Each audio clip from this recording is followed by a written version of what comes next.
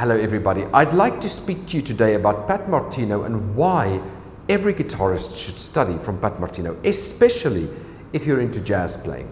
So Pat Martino was one of these master players that he just had a way to play and teach that was outstanding. Some of his teachings, if you watch his videos, and there's plenty of videos on the YouTube and online that you can watch, can seem a bit complex. So sometimes I will try to make it a bit easier to understand, but even whatever he's talking about, everything is there. You just kind of need to slow down the tape and really listen to what he's saying.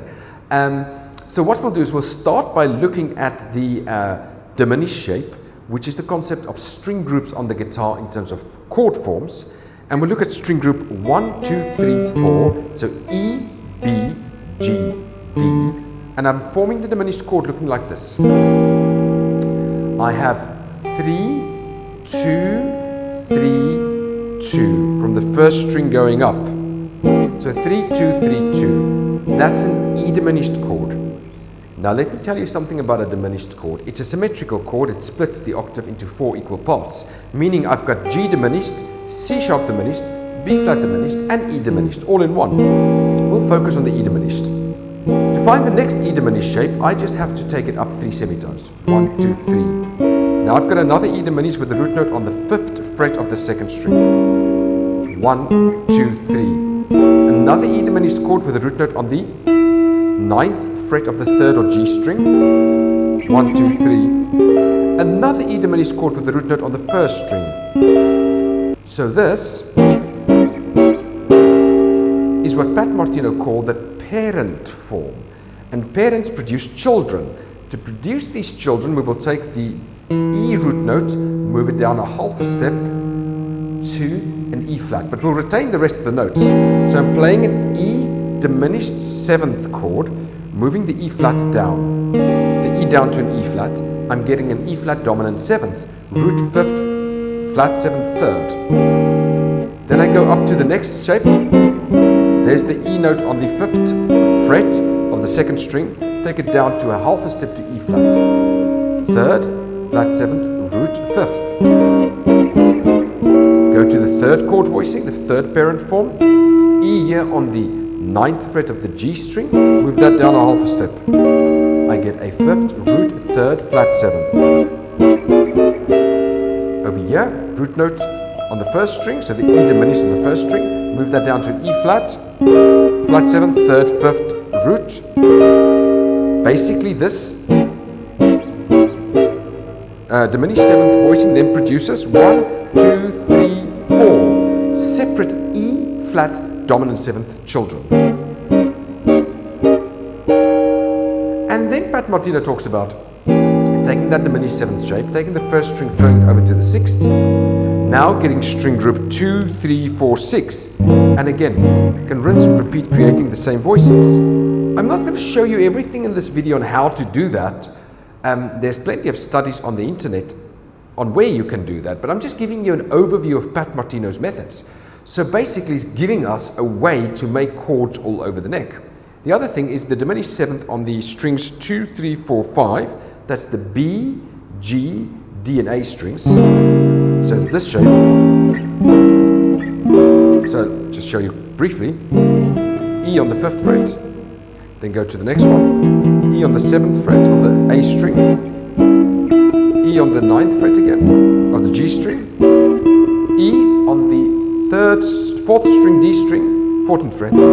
Then again, these dominant 7th chords gets created from there. And then again we've got the children. E flat dominant 7th, E flat dominant 7th, E flat dominant 7th, E flat dominant 7th. This one over here, let me just take a look here. Can we move this one back here? We could. There's the E flat dominant 7th as well. This shape is almost like an open E flat dominant 7th shape. And then Pat Martino would put a minor line on that, so B flat minor.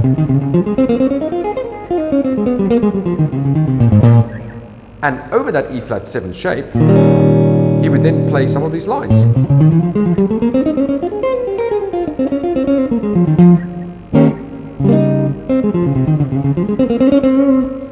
And Pat Martino, what he did is he created a system where you've got like all these chord voicings. string group 1, 2, 3, 4, string group 2, 3, 4, 6, string group 2, 3, 4, 5, string group 1, 2, 3, 5. There are many of the 4-note configurations and combinations that one can study. And then in addition to that, you've got the minor line as well, where you've got the 5 activities. So if I do that in the key of G, so G minor, activity 1 would be, activity 2 would be, activity 3 would be,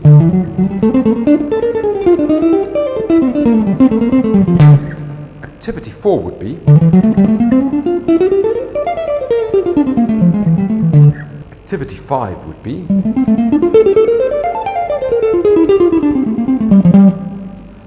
so there you've got the 5 activities. Now the activities are basically breaking down the guitar into 5 positions. So if we think about G minor pentatonic scale, root note on string 1, 4 and 6, that's where the root lies. That is basically activity 1, area 1 in the key of G minor. Then string group 2, 4, root on the 2nd and the 4th string on the 2nd position. Here's the G minor pentatonic here. String group 3, 2, 5, apologies, position 3, there we have the pentatonic scale. String group 3, 5 in the key of G minor, the pentatonic scale.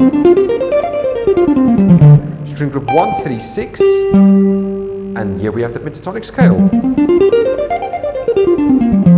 So it's basically like the 5 pentatonic shapes, and then inside of each one, Pat Martino's got licks and lines. So in activity 2, as an example, you could have, and if you had a, so I'm doing a G minor here, so if you had a C dominant 7th, the rule is on the 5th of the C, you play the minor line. So I'll play a C13, nice C13 chord, and there's the minor line. Or another one, or even another one. And that was all in activity 2. If I go to activity 1, I could have a minor line like this.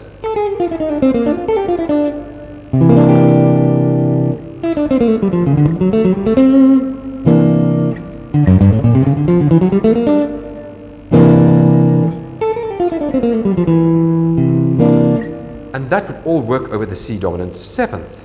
If I have an E minor 7 flat 5, the rule would be on the 3rd or the minor 3rd of the E minor 7 flat 5, which is the G, I can play the Pat Martino activity lines. Now here, I'm in position 3, string group 2, 5 of the G activity. We've played it earlier. The full activity is, and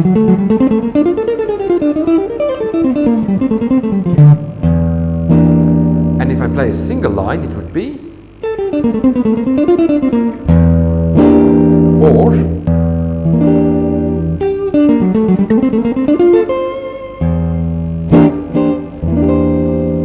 so the point I'm trying to make, I know I go through these things very quickly on this video because I'm not trying to teach one specific thing. I'm just trying to show you, if you look in the description below, there's a link to the Linear Expressions book. Go and purchase that book and get started with that book if you're into jazz. What I'm trying to show you is with the Pat Martino method, you've got a way to play over any chord. If someone plays an E major 7th, E major 9th, in this case a beautiful lush voicing, we could be playing a C sharp minor line.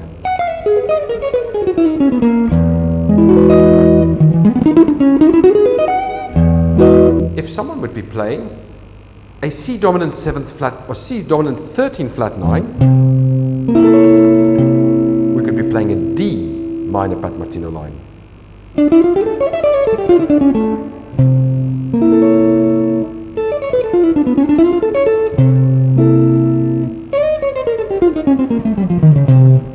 Outlining the C Dorian flat 2 scale.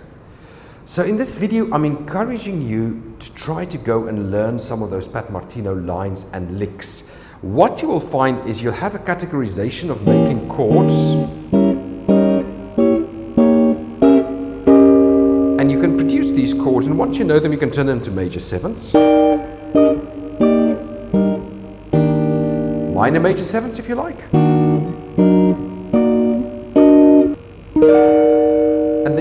lines over it as well. And of course, along with that, you want to also learn the standard melodic minor scales across the neck, the Dorian scales across the neck, and all these things.